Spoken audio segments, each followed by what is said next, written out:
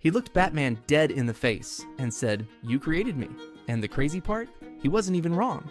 This is the most valid crash out in Batman history. But trust me, he's not the only one. Not even close. Batman. The animated series gave us some of the most emotionally devastating breakdowns ever put in a cartoon. And I'm not talking about villains being evil for no reason. I'm talking about people, real, broken, human people who got pushed so far past their limit that the only thing left was destruction. Some of these crash outs are going to make you feel bad for the villain. Some are going to make you question Batman himself. And one of them is so valid, so justified, that honestly, I was rooting for the wrong person the whole time. Let's get into it. Before we talk about Victor Fries, I need you to understand something. This man was not a villain, he was a husband. Victor Fries was a cryogenic scientist, brilliant, obsessive, completely devoted to one person. His wife Nora was dying from a terminal illness and he wasn't going to accept that. So he did what any person who loves someone that deeply would do. He put everything on the line to save her. His career, his reputation, his entire life. All he needed was time. But Ferris Boyle, his own boss, didn't care about any of that. This man pulled the plug on Victor's funding mid-experiment. Not because the science was bad, because it wasn't profitable anymore. And when Victor refused to stop, Boyle had him physically removed from the lab. The equipment got damaged, the cryo tank cracked, and Victor Fries fell into his own experiment. He survived, but now he can only live in sub-zero temperatures. His body is permanently changed. He can never touch his wife again, can never feel warmth again. The one thing keeping him going, saving Nora, is now even further out of reach. And the man responsible, still running his company, still smiling, still getting awards. So when Fries crashes out, it's not loud, it's not chaotic. And that's what makes it scarier than anything else on this list. Boyle. You have eaten well. You've eaten Gotham's wealth, its spirit. Your feast is nearly over. Bro was calm, ice cold. No pun intended. He didn't scream. He didn't beg. He just came to collect what was owed. And when Batman tries to stop him, Victor looks him in the eyes and says something that should have ended the conversation right there. Think of it, Batman. To never again feel the warmth of the sun. To never again see the beauty of color. To be a prisoner in a world of ice and shadow. This man wasn't crashing out in anger, he was crashing out in grief. That's a different level entirely. Now look, I know what he did was extreme. People got hurt. I'm not ignoring that. But I need you to sit with this for a second. Imagine you're doing everything right. You're trying to save the person you love most, and some guy in a suit who has never loved anything as much as you love her decides your work isn't worth keeping alive anymore and walks away clean. No consequences, no accountability, nothing. And then the world calls you the villain. Man, I felt that somewhere real, because sometimes the system breaks you and then has the nerve to act surprised when you break back. Victor Fries didn't become Mr. Freeze because he was evil. He became Mr. Freeze because nobody protected him when it mattered. Most valid crash out in Batman history, full stop. Not because what he did was right, but because what was done to him was so wrong that his response almost makes sense. Heart of Ice won an Emmy for a reason. BTAS made a villain so sympathetic that 30 years later people are still defending him. That's writing. That's a crash out done right. But if Mr. Freeze's crash out was about love, the next one is about something that cuts even deeper. Identity. Harvey Dent was Gotham's best hope before Batman was even a symbol. This was the DA, the good guy in the suit, the man prosecuting criminals through the system while Batman was doing it through the streets. He was disciplined, respected, and genuinely believed that justice was possible in Gotham. He was also carrying something dark inside him his entire life, a rage he kept buried under years of control. And Batman, the animated series, didn't hide that. The show told you from the beginning, Harvey wasn't just a good man. He was a good man holding something back. The pressure came from everywhere at once. The stress of prosecuting Rupert Thorne, one of Gotham's most dangerous crime bosses, was already eating him alive. Thorne gets hold of Harvey's psychiatric records, his childhood trauma, his repressed anger, and threatens to expose all of it publicly. Harvey had spent his whole life building a reputation, a career, a self. And now someone was about to blow it up with his own secrets. See, the breaking point, and then the acid hits. The courtroom explosion scars half his face, and something that was already cracking inside Harvey Dent finally shatters completely. The man who believed in the justice system gets destroyed by the very system he dedicated his life to. Two-Face isn't born because Harvey was weak. Two-Face is born because Harvey held on too long. That other side, the rage, the darkness, the pain he suppressed since childhood finally got out. And once it was out, there was no putting it back. The coin is in charge now. That line hit different when I really understood what it meant. He wasn't choosing to be Two-Face. He was surrendering to the part of himself he'd been fighting his whole life. And honestly, he was exhausted from fighting it. Here's what gets me about Harvey. He's not Freeze. Freeze had a clear enemy. A clear reason. Harvey's crash out is scarier because it came from inside. That suppressed version of yourself that you keep locked away. The angry one, the bitter one, the one that's tired of being patient and doing everything right while the world keeps going sideways. Harvey let that out and it consumed him. I think everyone has a Harvey Dent moment somewhere in their life where you've held it together for so long and been so disciplined and so controlled. And then one thing breaks through.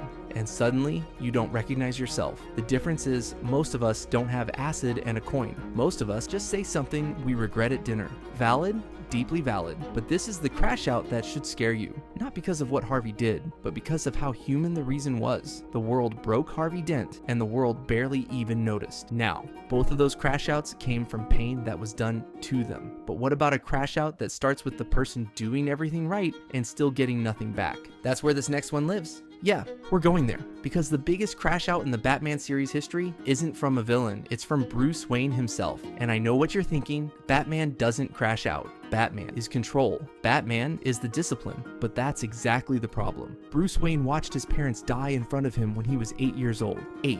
And instead of processing that, instead of grieving like a human being, he turned it into a mission, a lifelong obsession. He became Batman. No therapy, no rest, no real relationships, just the mission. And the Batman series shows you the cost of that across the entire series. The way Bruce pushes people away, the way he can't let anyone get close without eventually shutting them out, the way he treats his own trauma like it's a tool instead of a wound. His crash out isn't one explosive scene, like Freeze or Harvey. It's quieter, and it's spread across the whole series.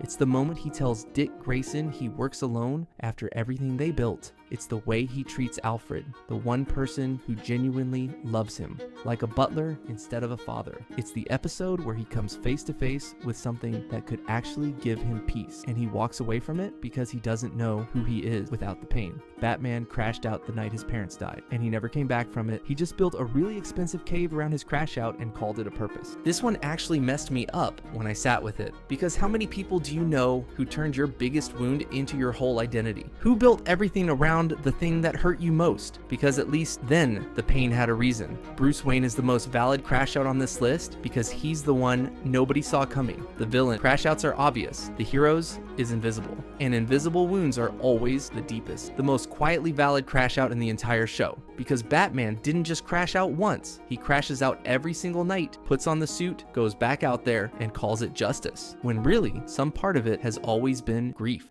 But okay, we've had grief, identity, and invisible wounds. Now, let's talk about the crash out that started with rejection and ended with one of the most iconic villain origin stories in animation history. The Joker in Batman series is different from every other version of the character because this version has moments, just moments, where you almost see a person underneath. A person who somewhere along the way decided that nothing mattered and chaos was the only honest response to a world that didn't make sense. Batman series never gives him a clean origin, and that's intentional.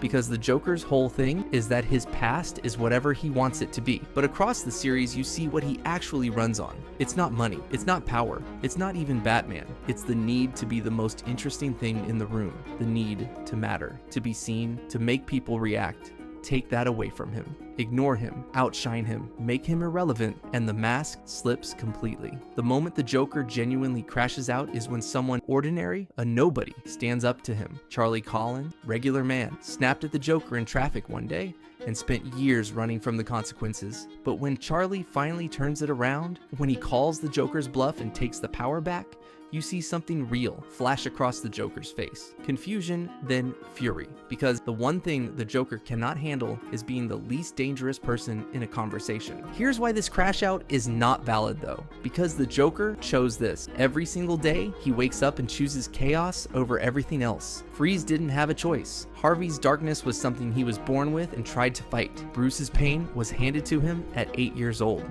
The Joker, at some point, whatever happened to him, he decided the world owed him something.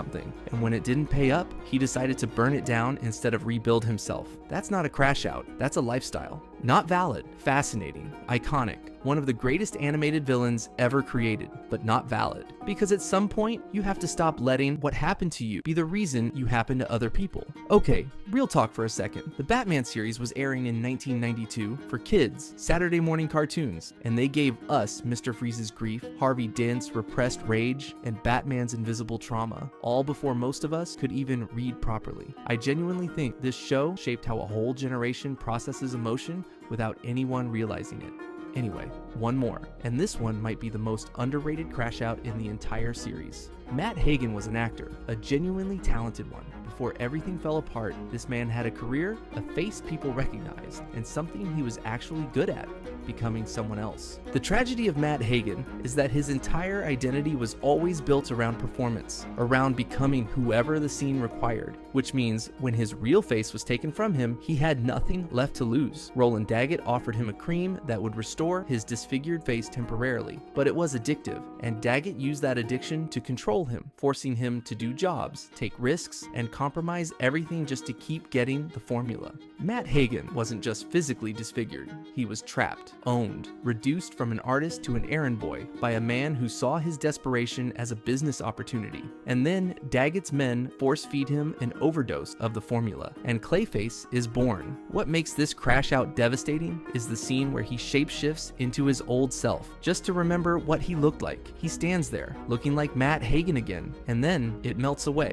and he can't hold it. That's the crash out, not the destruction, not the rage. That quiet moment where he becomes himself for 2 seconds, and then loses it again. I'm not going to front. That scene genuinely hurt to watch. Because here's the thing about Clayface that nobody talks about. He can be anyone. Literally anyone. And the one person he can never be again is himself. That's not a supervillain origin. That's a metaphor for identity loss. So clean it should be in a psychology textbook. How many people do you know who are so good at being whoever the room needs them to be that they forgot who they actually are underneath all of it? Matt Hagen was doing that before the formula. The formula just made it permanent. Valid, deeply, quietly, painfully valid, and the most underrated crash out in Batman series history, because everyone remembers Freeze and Joker and Two-Face, but Clayface was the one who lost himself the most completely, and did it twice, once before the accident and once after. Here's what every single one of these crash outs has in common. They all started with something being taken.